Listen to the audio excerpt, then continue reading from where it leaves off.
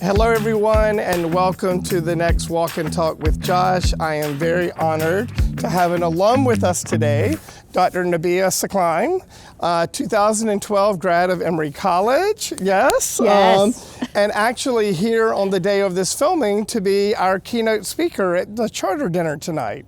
So Nabiha, thank you so much for doing that. We're really looking forward to that. And I appreciate you taking time for our little walk today. Thank you, Josh. What a beautiful day to be here, and it's great to have a conversation with you on one of my favorite places. I love it. Well, we're going to walk around the quad on this not too cold day.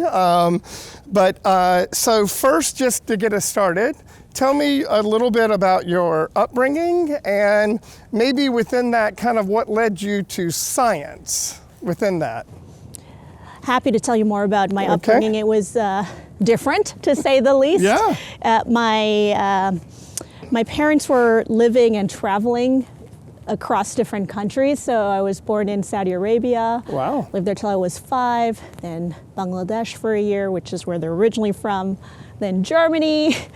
Then Bangladesh again, and then Sri Lanka for high school. That's incredible. And then I actually came to Emory from Sri Lanka. And that was my first flight to the U.S. coming for my Emory Scholars interview as an 18-year-old. Yeah, I love it. Pretty amazing. The passion for science started somewhere around high school, and I was interested in a few things growing up: music and writing and theater. And sciences. I love also. it. The left brain, right brain, right? Yeah, it's very comprehensive. And my mom is a teacher, and she trained in social work, so she was very focused on that. But in high school, I ended up I was at a British school, the Colombo International School. Okay. And in the British education system, you specialize pretty quickly. Right. So the last 2 years, I had to pick my subjects. And I said, okay, well, I'll do the sciences because they were interesting and they were challenging to me, and I just loved physics. I loved this universal lens through which to understand and describe the world. Actually, it's like really amazing right now to be walking past where my physics advanced education happened right here at Math and Science Center and at Emerson. So that was the journey, but it's been a surprising journey. Right. I didn't know what type of physics I would end up doing, and here we are. It's been very creative so far. So I didn't know all of that background. So especially given that background, what was your path to Emory? How did you discover Emory, find Emory, and find to come here for your undergrad? So when I was looking at different schools, I actually, my journey was looking at different countries entirely where I wanted to go. So Australia, the UK, and the US, and every country has a different education system. The UK would have been the easiest, the natural path, and but I was really interested about the US. Somebody had told me that you could do science as an undergrad. You could do research. Right. And that was not how it worked in the UK, and you had to specialize pretty quickly. Yep. I was very intrigued by the liberal arts curriculum in general because I knew I wanted to be a physicist and a scientist, but I was very focused on expanding my horizons and being multifaceted. And especially having to focus so early in high school. That's right. So it's like, well, there's more to learn. Yep. And I had an amazing guidance counselor at my school who was responsible for helping us navigate all these different countries. And she found Emory, and she said, you would be a fantastic fit for the Scholars Program. And that was amazing because I don't think my parents would have been able to afford college in the US if it hadn't been for the Scholars Program. Yeah. So we applied. I think I wrote my application letter on time travel. Oh, wow. The physics nerd in high school. And got the interview, flew out here. It was extraordinary. And, I just flew in today to the Atlanta airport, and there's just something about that airport. That airport has not changed much in the past 20 years. And there's this sense of homecoming that I feel every time, because this was my first time coming to this country, and the Scholars Program did such a fabulous job being warm and welcoming. And so I went home. It took me, I think, like 30 hours to get home. And I think at the time it was Dean Elliott, and he was the one who personally called me to say, we'd love to have you. And I immediately said yes. Yeah. And my parents were like, we didn't even really, is that how strong you're going to talk about it? And I'm like, no, I love it. And they're like, okay, great, let's do it. But I didn't go to University of Cambridge, which was the flip side. And I'm really happy I came here. Well, that's incredible. And Dean Elliott's a good friend of mine. So lots of connections here. Do I understand, so entrepreneurship, you actually have kind of science background, but you've been very entrepreneurial. Did you pick that up at Emory? Was that part of who you are? Kind of how did that evolve? Completely accidental. Oh, I love this. Okay. I had no idea I would ever be an entrepreneur. Actually, when I was at Emory, I did all my physics classes, and I did Model United Nations. Oh, wow. That was my big hobby, and I was co-president of the team. It's a great program. So we were the first cohort, and I think I was one of the first to win one of the top awards back then to get us on the leaderboard nationally. So those were my things, and I had friends who were at the B school and doing other things, thinking about companies. That was not what I was thinking about. I definitely was on track to pursue a career in physics, to become a physicist, go get a PhD. I did all of those things, and entrepreneurship happened towards the end of my PhD when I was at Harvard. And Boston does have a very specific entrepreneurial ecosystem where my research was picking up and I was inventing new tools and technologies that could seemingly be very powerful for biomanufacturing of human cells and tissue. So that was the curiosity. And as a scientist, I said, well, I'll try it out, see what happens. But no, never in a million years did I ever. No. I mean, honestly, my other parallel life is like I came back here as faculty to teach physics. Yeah, for sure. That's like. I love it. That's the parallel life. We can still have you back. I would love that. Lecture, yes, that'd be great. We're going to work on this. Okay. Okay. So you did become an entrepreneur. You co-founded a company, Selena. Yes. Tell us about that. Yeah. So Seleno's been around for about 10 years now. 9 years, and the whole idea is to create this field around regenerative health, where it's possible to make new cell and tissue and organ replacements, because a lot of diseases are happening because our cells and tissues have declined or been damaged in some way. What if we could give ourselves brand new cells? And we know about it earlier through other technologies. That's exactly right. Parkinson's is a great example where if patients are given new brain cells injected into the brain, it's quite incredible. Their Parkinson's symptoms will reverse, and it's amazing. So my journey with Selena was started in the solving problems for biologists and medicine in the Boston ecosystem. I had invented this new way of manufacturing cells using light. It's inspired by semiconductor fab, because that's what I trained in, ultrafast optics and You're going to lose me quickly, but I'm going to try to keep up. Making, how all of our cell phone chips and AI chips are made with light. Yes. That's the idea. Okay. But applying it to cell and tissue production, living materials. So that was my PhD thesis topic, and turns out it's one of the best ways to manufacture cells. It's super precise, especially when you combine it with AI. I was going to say, and then you bring in AI, and that just changes it even further. Exactly right. You get really high precision and scalability. So that's how the startup happened. So the last year of my PhD, year 5, I wanted to I wanted to have a chapter in my thesis that I collaborated with some biologists. Yes. That was the goal. I love it. And I sent a bunch of emails out, and that was, that's around the time where I started really getting back deep into biology, which I hadn't done since 10th grade. Sure. And the biologists were very impressed. They said, this is super precise. You need to do a startup. And so you were actually looking for collaboration. That's it. As you were looking to go out the next phase of your career. Yes. And it was a little left turn. Very unexpected, but that is something special about, there's a certain group of academics in Boston who are very entrepreneurial. So George Church is one of my collaborators. He's a world-renowned geneticist, has done a ton of work on CRISPR. And so folks like him were like, you should do a startup. And I said, I don't know what that means. That is not what I love it. know. I don't have entrepreneurs in my family. Yeah. It's not a path that, especially because I was in the physics program. Yeah. Very unusual.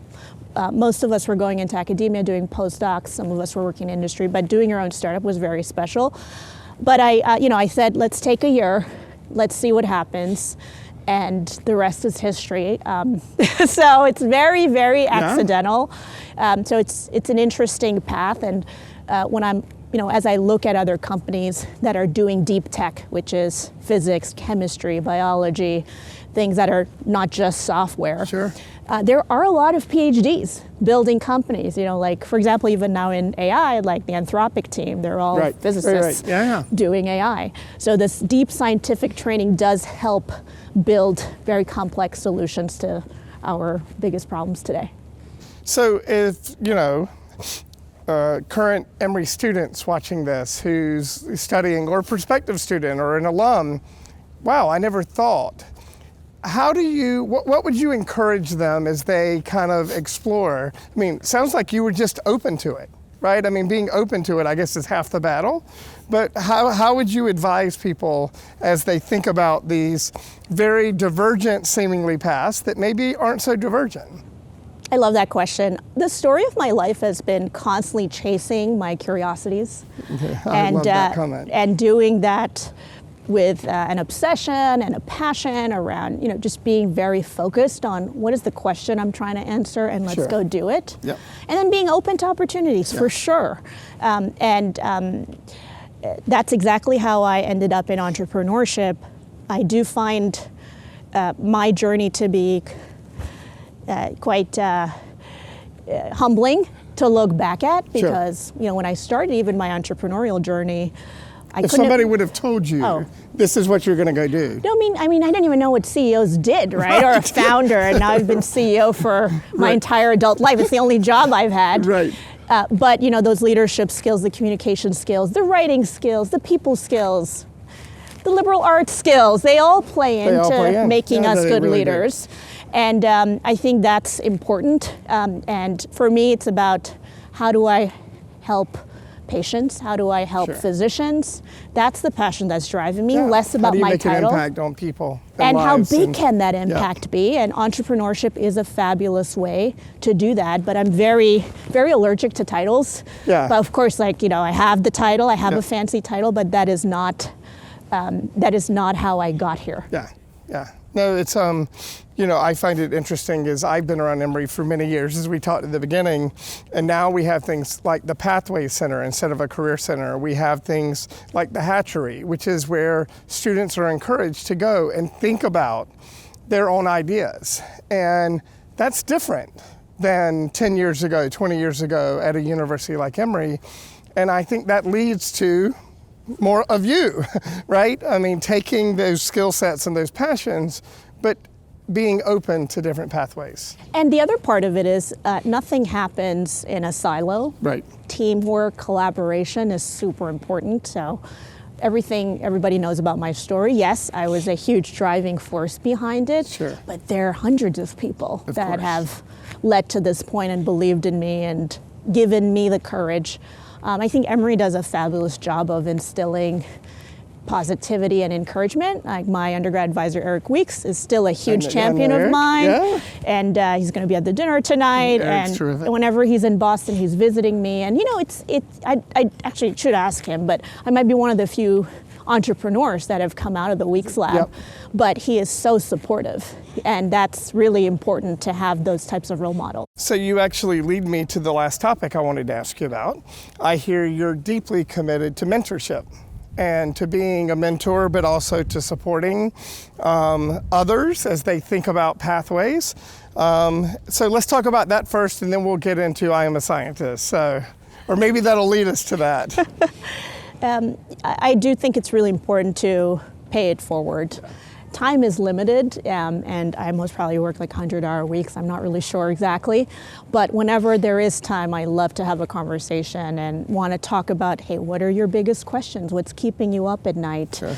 And across generations. Even at my company, we have undergrads doing internships. We have master's students, and we have, of course, folks who've been in industry for decades. So you see this generational learning. And even as now recently, this entire wave of LLMs that's taken off, I think our interns have always been ahead of the curve. Yeah. We're all learning from them because they're in the future. So I do care about that, and I usually try to support founders. There's not enough time to help support everybody, but the ones that might have similar experiences or training or background as mine, maybe they're coming from physics, they're building something that's very capital intensive, long-term horizon, category creation. Right. Things, I might not be as relevant in like a software app type of company mentoring, but the other stuff. Sure. And building those relationships and kind of watching them take off is pretty remarkable. Yeah. It's pretty amazing. I mean, look, I talk about mentors a lot. I mean, many of my mentors weren't in my profession, but were just people who took an interest and helped encourage me in different ways. And I'm glad you spoke to of all ages, because, certainly in the work I do with alumni relations, we often think of our students as they graduate. And yet we've got alums who've been out 20 years who could also benefit from the same conversation, right? Because then maybe they're at an inflection point too. Totally. So I am a scientist. Tell me about this organization. Yeah, I'm a scientist. Was a sort of fun passion project of mine.